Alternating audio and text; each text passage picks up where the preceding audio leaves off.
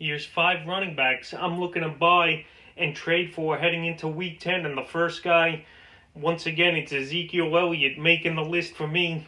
Elliott, another mediocre to poor performance.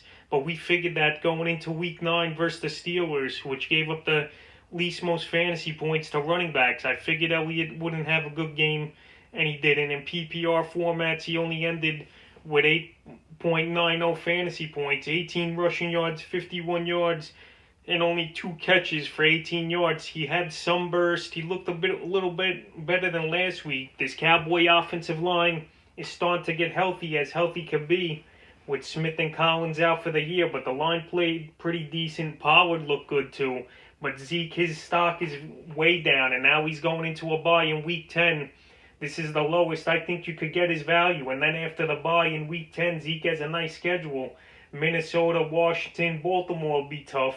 But 2 out of those 3 ball games, he's got good matchups and a schedule. So right now, you could get Zeke, I think, pretty low for a number 3 receiver and a 2 running back. So his value, like I just said, added to least. And this is a guy we're going to try to buy low in this week heading into Week 10. The second guy is Carson of the Seattle Seahawks. When this guy plays, he puts up numbers, but the problem's been he hasn't played now in the last 2 weeks with a foot injury. Who knows how serious it is for Carson. 2 weeks ago, I thought he had a chance of playing when he was a game-time call, but Seattle held him out in Week 8, and now Week 9 he was out, and they could have used him big time, because Seattle, that running game, it was tough to watch yesterday. Even though DJ Dallas, he had 12 points in fantasy, and Homer as the third down back, but Chris Carson, he does it all for that offense as a running back, catching it out of the backfield and running.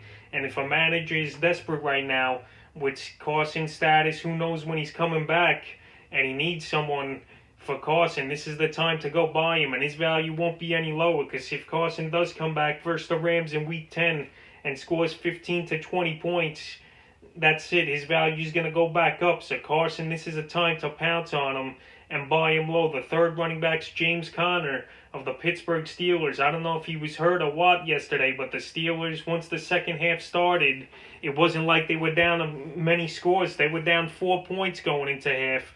And James Conner, he just didn't play the whole second half, it seemed. The Steelers went 5 wide receiver sets the whole game. And Conner, he only got 9 carries for 22 yards with 2 catches for -2 yards. So Conner, this is a time to definitely get him low.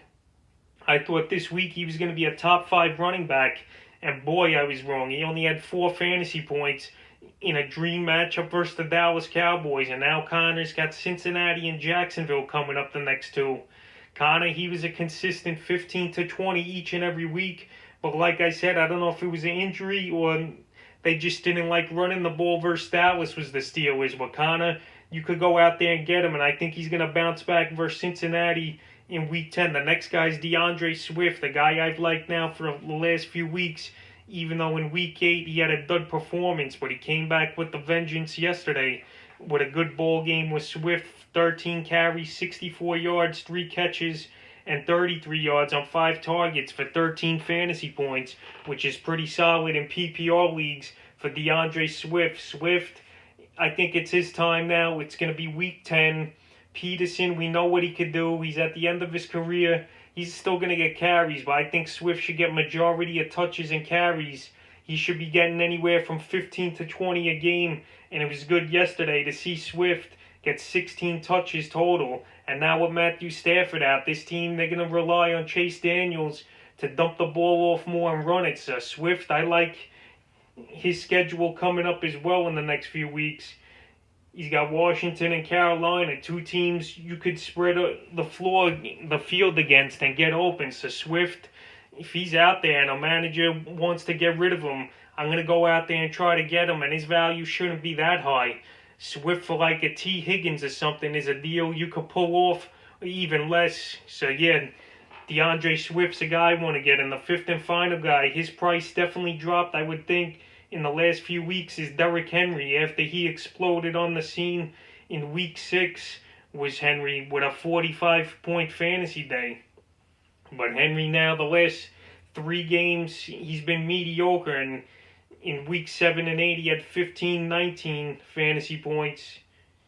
And then yesterday versus Chicago, 21 carries for 68 yards for Henry. So Henry's value's probably at the lowest it's going to be. And now he's got tough matchups coming up versus Indy, Baltimore, and then Indy again in week 12. But Henry, this is when he gets better at the end of the season. It seems like every year he explodes in those last 3 or 4 fantasy games before the playoffs. So Derrick Henry, maybe the owner, he's disappointed with Henry's given him in the last 3 weeks, and he's willing to sell him off, hoping he could get something better. But this is a time to pounce on Henry. I don't know if many owners are going to look to trade him, but this will be the lowest his value will be, I think. So that's 5 running backs I'm looking to trade for heading into week 10.